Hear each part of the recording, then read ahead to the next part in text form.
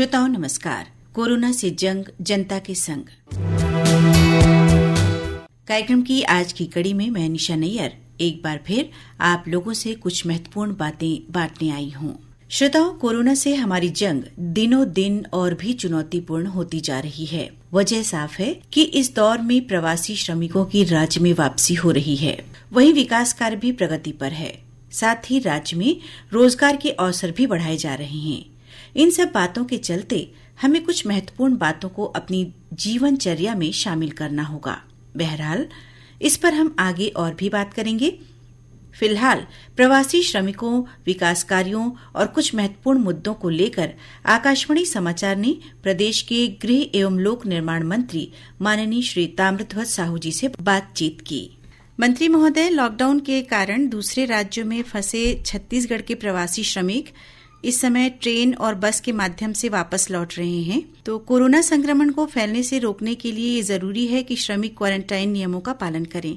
तो इसके लिए शासन प्रशासन द्वारा क्या कदम उठाए जा रहे हैं? इसके लिए हमारे छत्तीसगढ़ प्रदेश में हमारे मुख्यमंत्री माननीय भूपेश बघेल जी ने संपूर्ण निर्देश दिया हुआ है जी कि जैसे ही प्रवासी श्रमिक राज्य की सीमा में आते हैं जी, दूसरे राज्य से आ रहे जो श्रमिक हैं उनका स्वास्थ्य परीक्षण वहीं पे कराते हैं और स्वास्थ्य परीक्षण कराने के साथ साथ उनको भोजन देना है, उनके लिए चप्पल जूते की व्यवस्था करना है जी। ये सब करते हैं और उसके बाद फिर जहाँ जहाँ क्वारंटाइन सेंटर बनाए गए हैं वहाँ उनको ले जाके रखते हैं। मंत्री जी, दूसरे प्रदेशों से लौटने वाले श्रमिकों को चप्पल और भोजन, जैसे कि अभी आपने बताया, भोजन पैकेट आदि मुहैया कराने में पुलिस भी महत्वपूर्ण भूमिका निभा रही है। तो इसके बारे में हमारे श्रोताओं को बताइए। जी, ये श्रमिक जो आ रहे हैं उनको उनकी आवश्यकता के मद्देनजर सब व्यवस्था करते हैं जी, चाहे वो राशन का सामान हो, भोजन पैकेट हो, तुरंत बनाते रहते हैं वो खाना हो, चप्पल जूते हों। और उसमें हमारे पुलिस विभाग के अधिकारी कर्मचारियों की एक बड़ी भूमिका रहती है। जैसे श्रमिक आ रहे हैं उनको रोकना, पंडाल की व्यवस्था करवाए हैं एनजीओ या स्वयंसेवी संस्थाओं से, वहाँ उनको बिठाना, उनका हाल चाल पूछना, भोजन कराना, चप्पल जूते देना। फिर उसके बाद गाड़ियां जो हमारे सरकारी विभाग से आती हैं या निजी बस वालों से सहयोग लेते हैं, बसों को बुलाना, उसमें बिठाना, उसकी लिस्ट बनाना, वो जहाँ जा रहे हैं वहां तक उसको मैसेज करना लिस्ट बना के कि इतने लेबर इस गांव के या इस जिले के, इस प्रदेश के आ रहे हैं, ताकि वहां भी तैयारी कर दें। इस प्रकार से पुलिस विभाग की सबसे बड़ी भूमिका होती है। बड़ी काम जो है पुलिस विभाग का ही रहता है और हमारा विभाग उसको बखूबी निर्वहन कर रहा है। जी मंत्री जी, राज्यों की जेलों में कोरोना का संक्रमण न फैले, इसके लिए क्या कदम उठाए गए हैं? जेल में पहले तो सबसे पहला हम लोगों ने कदम उठाया कि जेल में संक्रमण से बचाव के लिए जो मुलाकाती रहते थे उनके परिवार के लोग जी, उनको मना कर दिए। टेलीफोन मोबाइल से बात करा देते हैं जी, लेकिन सामने मुलाकात को बंद करा दिए। न्यायालय पेशी में जाते हैं उसको भी रोक लगा दिए जी। अधिकारी कर्मचारी कभी भी अंदर जाते थे उसको उनका स्वास्थ्य परीक्षण कराने के बाद ला जाने देते हैं। हमारे यहाँ प्रदेश में 5 केंद्रीय जेल जी, 20 जिला जेल और 8 उप जेल हैं। इनमें माननीय मुख्यमंत्री जी ने एक आदेश किया कि जो जमानत है, नियमित जमानत, पेरोल या सजा पूर्ण रिहाई, इस प्रकार के जो कैदी छोड़ने का जो हमारा सिस्टम है जी, उसके तहत हम लोग 2368 कैदी छोड़ चुके हैं। अब उतने कैदी छोड़ दिए तो उतना जगह हमारा बच गया जी, तो सोशल डिस्टेंसिंग का वो काम आ गया। और दूसरा बात, कुछ बैरक खाली थे हमारे जी, उसमें कुछ को शिफ्ट करके सोशल डिस्टेंस का पालन पूरी तौर पर कर रहे हैं। और जैसे नए आ रहे हैं जेल में जी, अभियुक्त, तो उनको इनके साथ नहीं रखते मिलाने के, क्वारंटाइन जैसे 14 दिन का रखते हैं तो इनको अलग बैरक में रख दे रहे हैं और आवश्यकता होने पर वीडियो कॉन्फ्रेंसिंग के माध्यम से पेशी करा देते हैं। तो इस प्रकार वहाँ भी जेल में हम लोगों ने व्यवस्था करके रखा है। जी, माननीय मंत्री जी, आपके पास लोक निर्माण विभाग का भी प्रभार है और प्रदेश में लॉकडाउन के दौरान सड़क, पुल, पुलियों आदि के कितने निर्माण कार्य शुरू कर दिए गए हैं? हमारे यहाँ भी लॉकडाउन में जो काम बंद था उसके बाद फिर हम लोगों ने जैसे ही थोड़ी ढील मिली, काम भी पूरा करना था, सामने बारिश आ रहा है और मजदूरों को भी काम देना था, तो अभी 104 से ज्यादा निर्माण काम हमारे शुरू हो गए हैं। जी अभी और बढ़ गया होगा, ये 1-2 दिन पहले का आंकड़ा है। जी इनमें हमारे 42 भवन हैं, 40 सड़कें हैं, 22 पुल हैं, ये चालू हो गया था। अभी ये और बढ़ गया है। लगभग 2636 करोड़ की लागत के 767 किलोमीटर लंबाई के 26 सड़क का निर्माण किया जा रहा है। जी 616 किलोमीटर के 11 सड़क का निर्माण पूरा हो चुका है। जी नया रायपुर में माननीय मुख्यमंत्री निवास, माननीय विधानसभा अध्यक्ष का निवास, सभी मंत्रियों का निवास और IAS IPS के अधिकारियों के निवास का काम भी चल रहा है। जी ADB का सड़क भी हमारे यहाँ बनाते हैं। 3536 करोड़ के लागत का 870 किलोमीटर लंबाई के 25 सड़क की स्वीकृति दी जा गई है, जिसमें 20 चालू हो गया है, 5 भी हम लोग चालू कर रहे हैं उसको भी तुरंत। जी मंत्री जी, राज्य के नक्सल प्रभावित इलाकों के लिए भी क्या सड़कों की स्वीकृति दी गई है? और इन निर्माण कार्यों में गुणवत्ता के साथ कोई समझौता ना हो, इसके लिए ठेकेदारों को क्या निर्देश दिए गए हैं? हमारे यहाँ नक्सल क्षेत्र में जो सड़कों की स्वीकृति देते हैं, LWE के अंतर्गत और PWD का या ADB या NH का, NHAI का, सब अलग अलग योजना के तहत हम लोग वहाँ काम करते हैं। जी और नक्सल प्रभावित क्षेत्र में लगभग 2478 किलोमीटर लंबाई के 316 सड़क पुल निर्माण के लिए 1637 करोड़ की स्वीकृति दी गई। इसमें 303 किलोमीटर सड़क पूरा हो चुका है। 63 सड़क और पुल निर्माण के कार्य वर्क ऑर्डर अभी जारी किया जा चुका है। 40 सड़क अभी टेंडर प्रक्रिया में है जी। और कार्य की गुणवत्ता के लिए और इसे समय सीमा में पूर्ण करने के लिए विभागीय अधिकारियों को निर्देशित किया गया है। ठेकेदारों को भी निर्देशित किया गया है कि समय सीमा के अंदर वो पूरा करें, क्वालिटी में कोई समझौता ना करें, और जहां उनको सड़क निर्माण में सुरक्षा की जरूरत होती है वो सुरक्षा हम लोग प्रदान करते हैं। तो ठेकेदारों को पूर्णतया इसके लिए निर्देशित किया गया है। जी मंत्री जी, कोरोना संक्रमण के इस चुनौतीपूर्ण समय में स्थानीय पर्यटन को बढ़ावा देने के साथ ही लोगों को स्थानीय स्तर पर रोजगार उपलब्ध कराने के लिए क्या कोई कार्ययोजना बनाई गई है? हाँ, ये आपका प्रश्न बहुत अच्छा है। अभी लॉकडाउन है तो पर्यटन पूरा बंद है, तो इसमें कोई प्रदेश के व्यक्ति दूसरा प्रदेश में घूमने फिरने नहीं जा सकता जी। तो हम लोगों ने, हमारे मुख्यमंत्री जी ने, हमारे विभाग ने सोचा कि छत्तीसगढ़ के लोग छत्तीसगढ़ के पर्यटन स्थलों को घूमने जाएं, देखने जाएं। जी।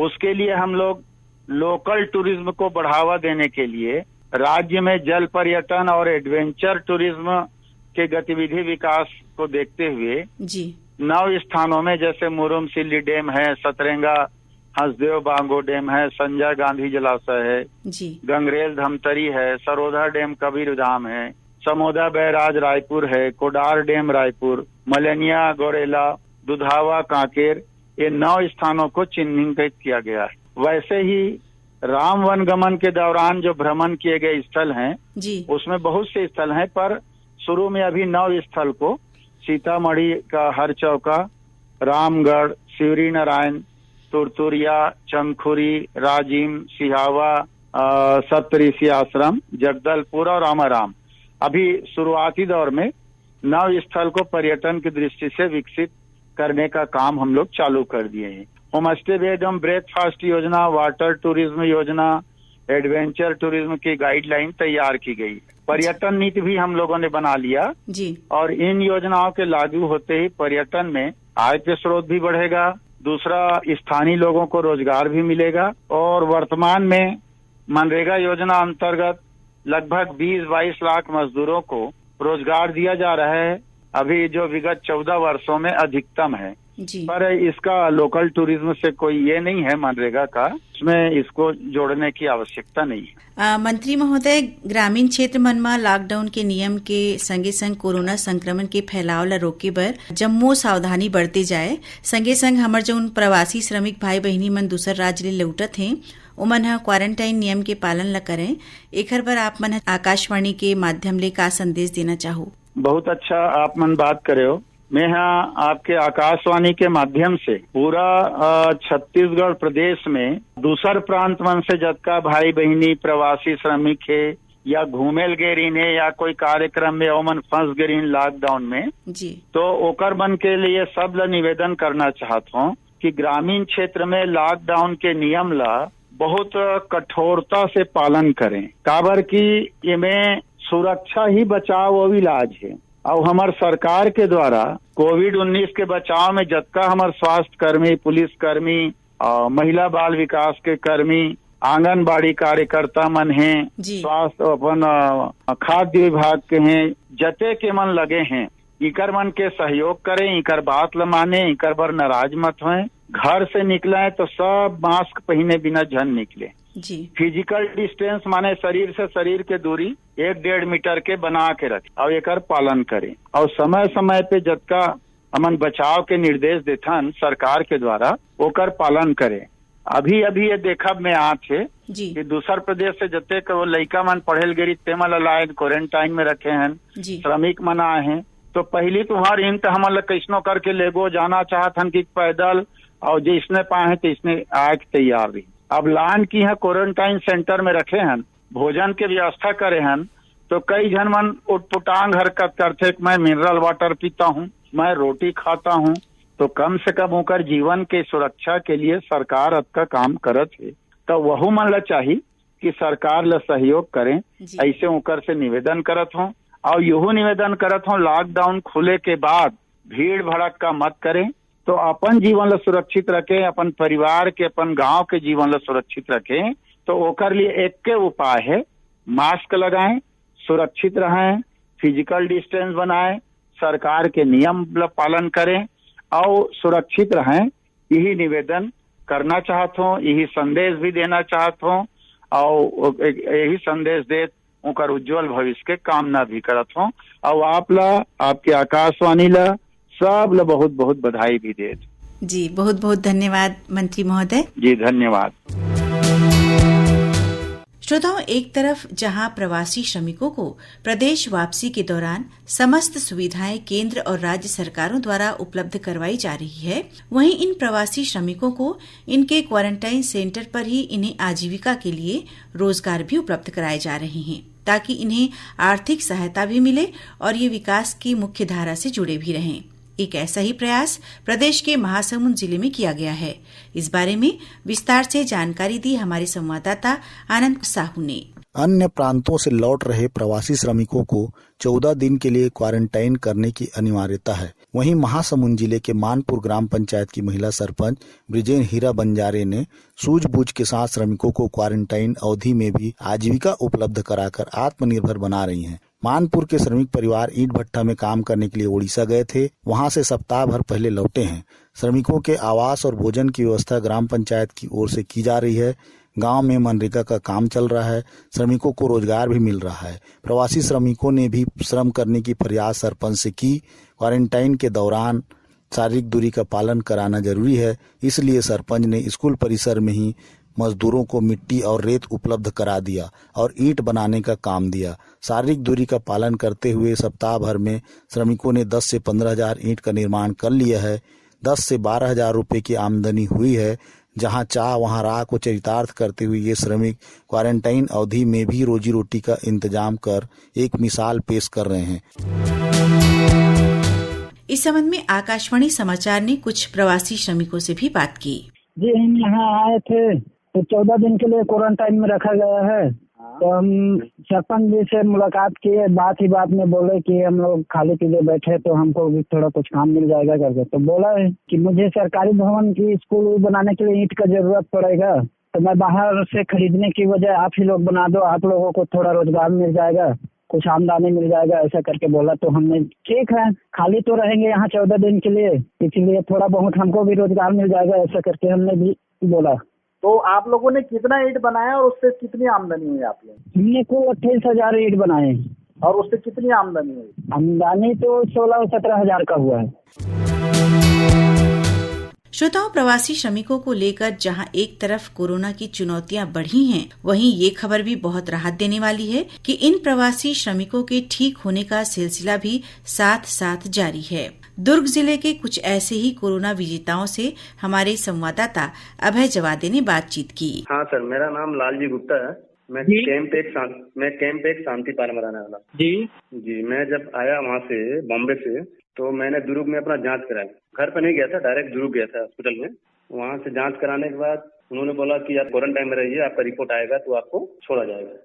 जी, मैं सेक्टर 3 में क्वारंटाइन में था। वहाँ से तीसरे दिन मुझे आया कि आपको पॉजिटिव है, तो मुझे वहाँ से रायपुर ले गए एम्स में। तो आपको जब पता चला बीमारी के बारे में, तो आप कैसा अनुभव किए? अनुभव यही था कि मेरे को तो कुछ एहसास नहीं हुआ कि मेरे को अंदर बुखार है, कुछ खांसी सर्दी कुछ नहीं था। बोला चलो थोड़ा बहुत होगा भी, तो अपना एम्स छत्तीसगढ़ सबसे बेस्ट और बढ़िया है, और एम्स सबसे बढ़िया है, मैं जानता हूँ। मेरे को कोई डर भय नहीं लगा। थोड़ा संदेह हुआ था, फिर उसका मैं बोला कि चलो अच्छा है कि अभी थोड़ा संदेह है तो अपना ठीक हो जाएगा। फिर जैसे ही हम लोग एम्स में गए शाम को, वहाँ पे ट्रीटमेंट रात को ही चालू हो गया था हमारा। रात भर हम लोग को जांच हुआ, सब कुछ हुआ। वहाँ के डॉक्टर लोग बहुत अच्छे थे कि हम लोग को हौसला दिए कि आप लोग कुछ है नहीं, आप लोग ठीक हो जाओगे। जी सर। अस्पताल का इलाज कैसा लगा आपको? अच्छा लगा सर, बहुत अच्छा लगा। इस बीमारी को लेकर आप आम जनों को क्या संदेश देना चाहते हैं? सर यही देता हूँ, आम जनता को यही संदेश देता हूँ कि कोई ये बीमारी को छुपाए नहीं।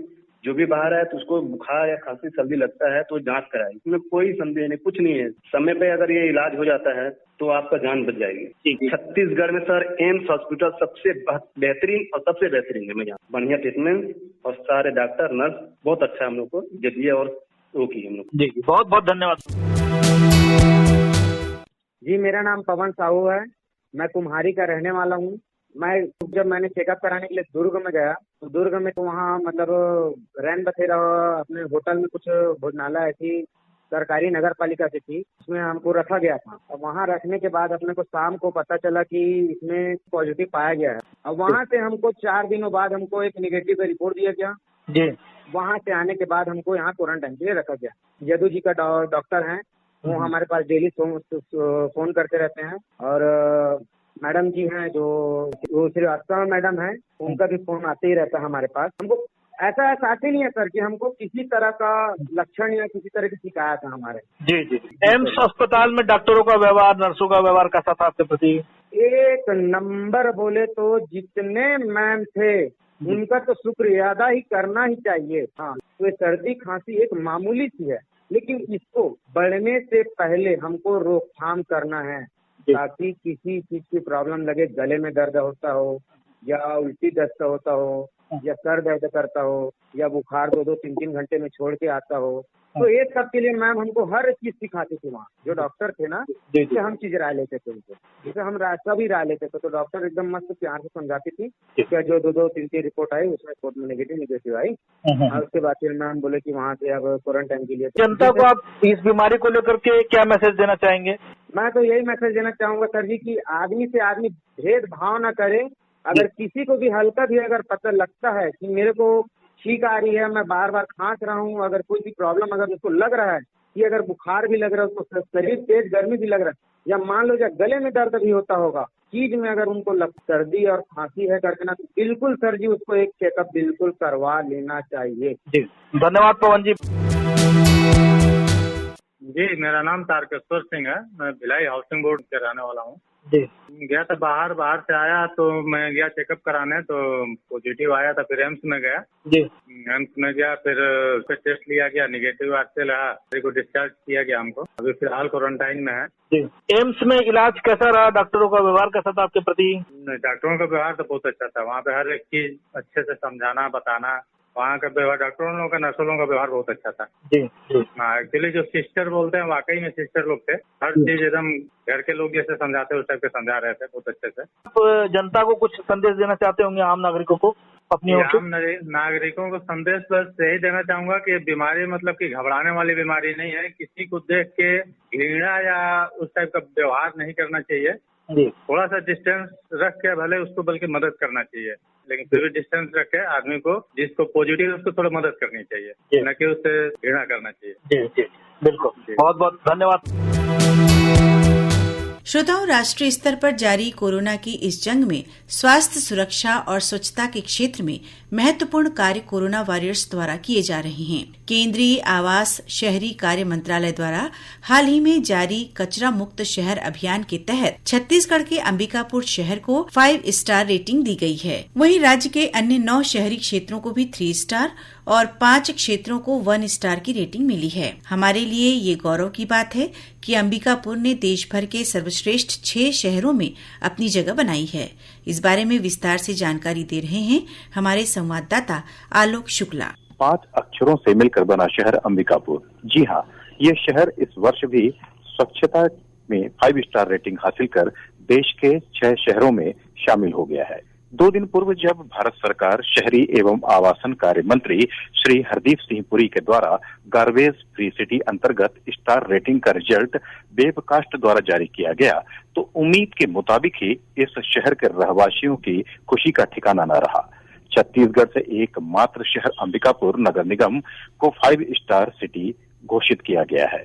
अंबिकापुर समेत कुल 6 शहर सूरत, राजकोट, मैसूर, इंदौर, नवी मुंबई भी 5 स्टार सिटी में शामिल है। देश भर के 4000 से अधिक शहरों का सर्वेक्षण किया गया था। विगत वर्ष 2019 में भी अंबिकापुर शहर को 5 स्टार सिटी घोषित किया गया था। गौरतलब है कि 2016-17 में सरगुजा जिले की तत्कालीन कलेक्टर रितु सेन की महत्वाकांक्षी योजना डोर टू डोर कचरा संग्रहण अंबिकापुर से ही शुरू होकर पूरे देश के लिए एक रोल मॉडल बना था। 2017 में भी नगर निगम स्वच्छ सर्वेक्षण में 2 लाख की जनसंख्या में देश में प्रथम और पूरे देश में इस शहर को 15वां स्थान मिला था। वर्तमान में नगर निगम अंबिकापुर के 8 अधिकारी स्वच्छता अभियान में अलग अलग कार्य क्षेत्र बांटकर इससे जुड़े हुए हैं और लगातार मॉनिटरिंग कर रहे हैं। शुरू से ही इस मुहिम की कमान संभाल रहे प्रोग्रामर रितेश सैनी की भूमिका इसमें काफी अहम रही है। ये टेक्निकल टीम के साथ मिलकर लगातार सर्वेक्षण की बारीकियों पर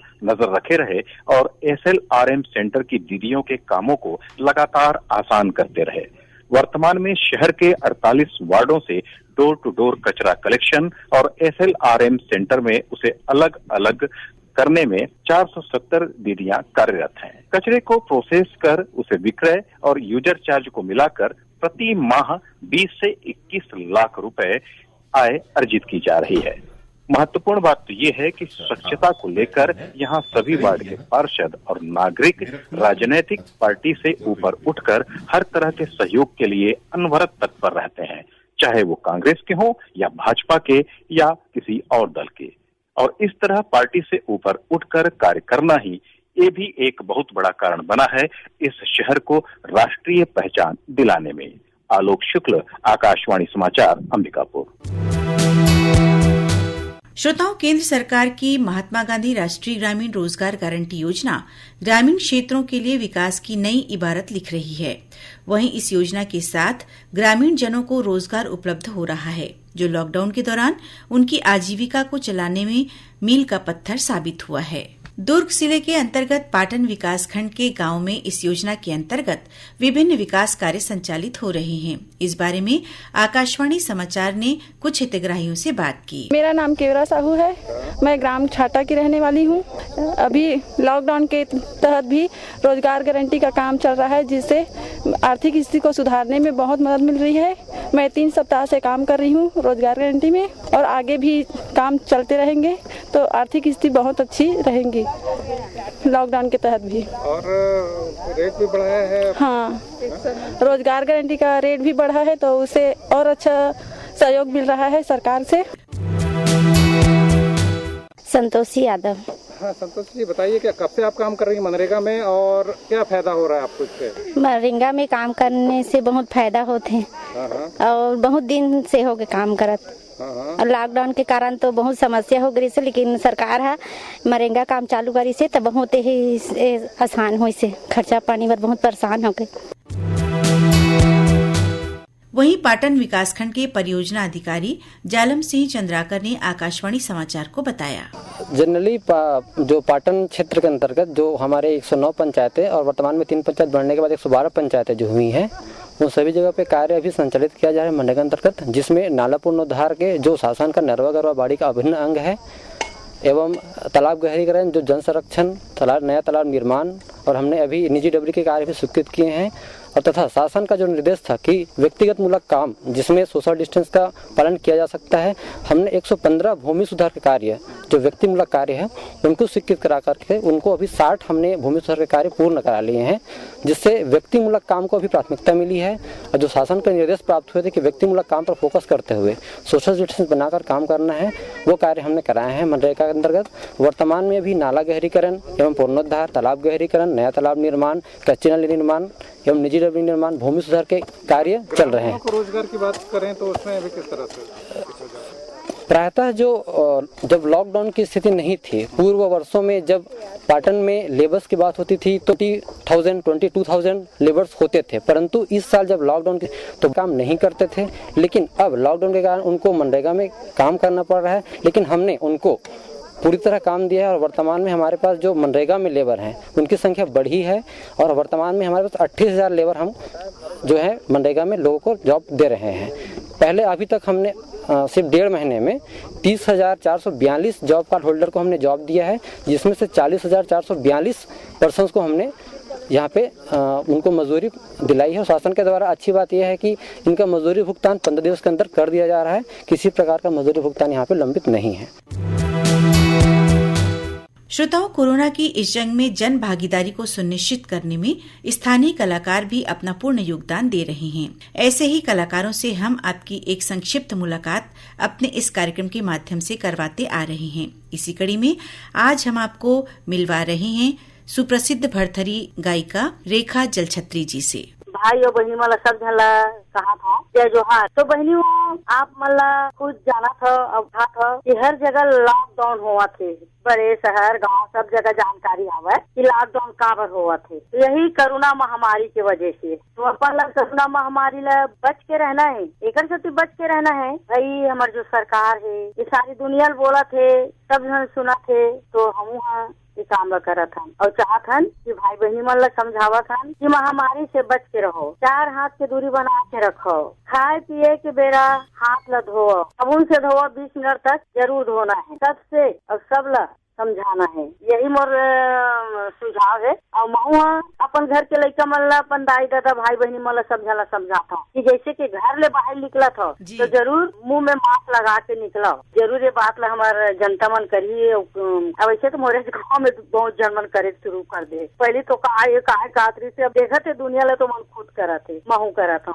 अपन जीवन ला बचाना है और बच के रहना है। तो आओ यही में मैं अपन गाना द्वारा गीत गाथा जेकर माध्यम भरथरी गीत गाथा कर माध्यम से बहनियों सुनो। छोटे बड़े भाई बहिनी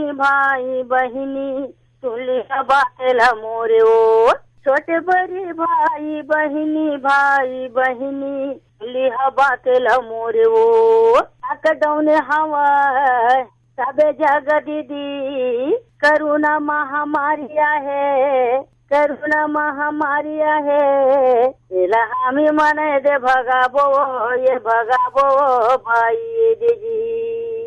एक बारे में कहा था ध्यान दे के सुनिया, छोटे बड़े भाई बहिनी, एक बारे में कहा था ध्यान दे के सुनिया, छोटे बड़े भाई बहिनी। हाथ धोली हो, खाना खाए के बेरा पानी पीली हो, ये दे अब तो महू कहा था, ये दे कहा था भाई जी।